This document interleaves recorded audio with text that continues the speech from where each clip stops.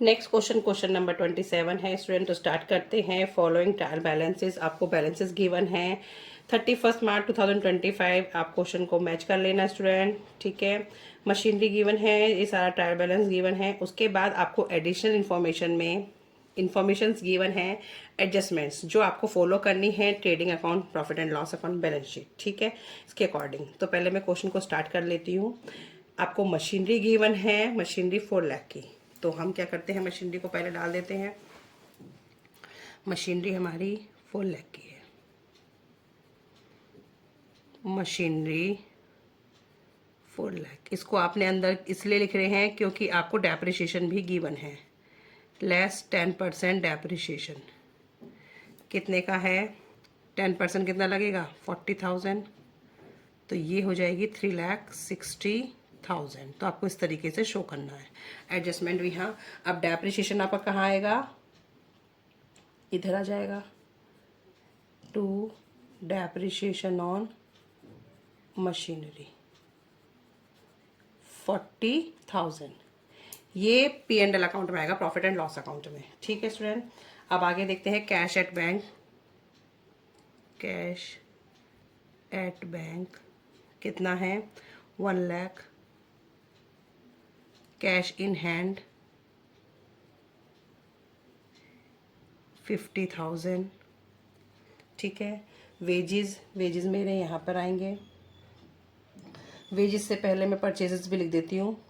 2 purchases, purchase लिख देना।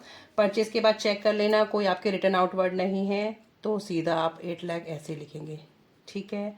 उसके बाद आपको परचेजेस के बाद दिख रहे हैं मुझे ओपनिंग स्टॉक, तो मैं पहले ओपनिंग स्टॉक लिख देती हूँ। ओपनिंग स्टॉक, डेट गिवन है 1 अप्रैल, इसलिए आपका ओपनिंग स्टॉक है। अब वेजेस लिख देते हैं। वेजेस आपने अभी स्किप कर दिए थे। वेजेस हैं 1 लाख के, लेकिन आप वेजेस के लिए चेक कर लेना, आपको आउटस्टैंडिंग भी गिवन है। तो 1 लाख के वेजेस प्लस आउटस्टैंडिंग, ठीक है, 5,000। तो ये आपका हो जाएगा 1,05,000। 1 लाख के वेजेस हैं और 5,000 का आउटस्टैंडिंग है, ठीक है स्टूडेंट। सन्डी debtor, सन्डी debtor 7,30,000। अब कोई एडजस्टमेंट नहीं है सन्डी डेटर की, चेक कर लेना एक बार, कोई प्रीपेड या कोई प्रोविज़न मेंटेन करने के लिए नहीं है, तो सीधा आप सन्डी डेटर को एज इट इज़ लिख देंगे। अगर एडजस्टमेंट होती आपको फॉलो करनी पड़ती स्टूडेंट, ठीक है। बस आपको क्वेश्चन को ध्यान रखना है। डेटर आपको पता ही आएंगे, लेकिन आपको एडजस्टमेंट्स का ध्यान रखना है कि एडजस्टमेंट कोई है तो नहीं डेटर से रिलेटेड।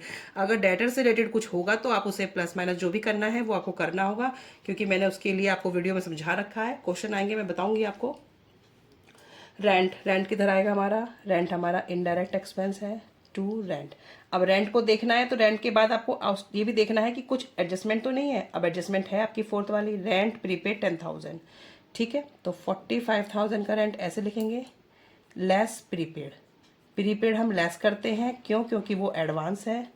और आउटस्टैंडिंग हम प्लस करते हैं क्यों, क्योंकि वो हमने पे नहीं किया, वो उस साल का है, 35,000, ठीक है। वेजेस में आउटस्टैंडिंग था तो प्लस करके दिखाया, या प्रीपेड है तो माइनस करके दिखाएंगे।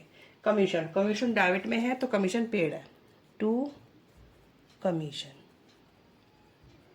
बस ध्यान रखना है कि कमीशन डेबिट में है तो पेड है, तो ये आपका इनडायरेक्ट एक्सपेंस है। जनरल एक्सपेंसेस भी यहीं आएंगे, टू जनरल एक्सपेंसेस 80,000। सैलरीज, अब सैलरी है, सैलरी का भी एडजस्टमेंट आप चेक कर लेना, क्योंकि सैलरी, रेंट, इंश्योरेंस, इन पे तो एडजस्टमेंट्स होते ही हैं। 50,000 की सैलरी दे रखी है और आउटस्टैंडिंग सैलरी भी दे रखी है, तो 50,000 की सैलरी यहाँ लिखेंगे, प्लस आउटस्टैंडिंग सैलरी कितनी है, 45,000। तो टोटल इस साल की कितनी हो गई, 95,000, ठीक है। और क्या दे रखा है, और इधर तो कुछ नहीं दे रखा। अब यहाँ दे रखा है इंटरेस्ट ऑन कैपिटल 5%, तो ये भी इधर ही आएगा, टू इंटरेस्ट ऑन कैपिटल। अब कैपिटल चेक करो कितने की है, 9 लाख की। 9 लाख का 5% कितना हो जाएगा, 45,000, ठीक है। ये 9 लाख का 5% लगाया, 45,000। इतना मेरा क्वेश्चन हो गया कंप्लीट। इधर लिख देते हैं बाय सेल्स। सेल्स रिटर्न नहीं है कोई भी, तो एज इट इज़ आप लिख देंगे 16 लाख। उसके बाद by closing stock, closing stock कितना दे रखा है, क्वेश्चन में चेक करो एडिशन इन्फॉर्मेशन में, 8 लाख का। क्लोजिंग स्टॉक को यहाँ पे लिख देते हैं, क्लोजिंग स्टॉक 8 लाख, ठीक है। अब यहाँ पे ये भी लिख देते हैं प्रीपेड रेंट, क्योंकि आपकी एसेट है 10,000। अब यहाँ पे लिखना शुरू करते हैं पहले, कैपिटल है हमारा 9 लाख का, ठीक है। अब हम इसमें ऐड करेंगे NP। अब मुझे पता है कि नेट प्रॉफिट है इस क्वेश्चन में, तो इसलिए मैंने ऐड कर दिया, नहीं तो अगर नेट लॉस होता तो माइनस करते। ड्राइंग को चेक करें, ड्राइंग कहीं नहीं थी क्वेश्चन में, तो ड्राइंग को अवॉइड कर देंगे हम, और ऐड करेंगे हम इसमें IOC क्या है, जो 5% लगाई थी इंटरेस्ट ऑन कैपिटल, ठीक है, 45,000। नेट प्रॉफिट अभी कैलकुलेट करेंगे। उसके बाद आएगा sundry creditor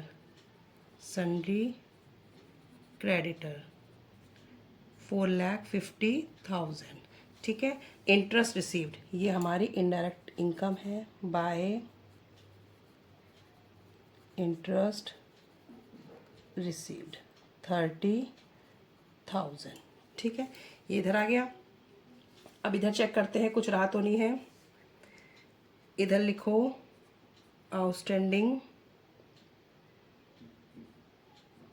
expenses, on wages 5,000, on salary 45,000, तो ये हो गया 50,000, ठीक है। ये क्लियर हो गया। अब हम एक बार चेक कर लेते हैं हमारा कुछ रहा तो नहीं। आउटस्टैंडिंग सैलरी भी हमने ले ली, डेप्रिसिएशन भी ले लिया, वेजेस भी ले लिया, रेंट प्रीपेड IOC भी ले ली है। अब हम इसको टोटल करते हैं, ये आ जाएगा हमारा 24 लाख, ठीक है।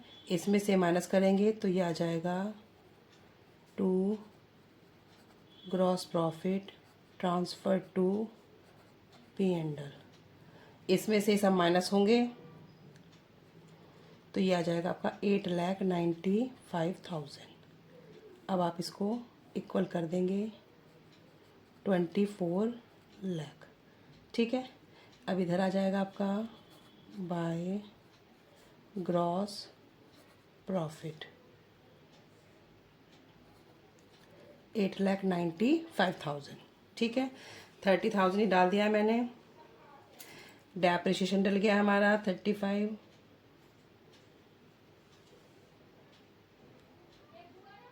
अब हम इसे टोटल करेंगे। इसका टोटल करके हमारा आ रहा है 9,25,000।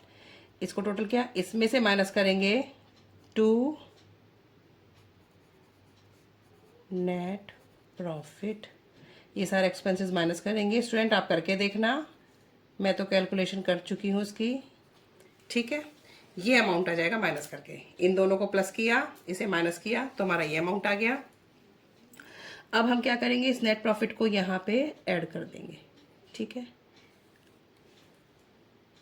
अब ये प्लस माइनस करके आएगा आपका 15,50,000,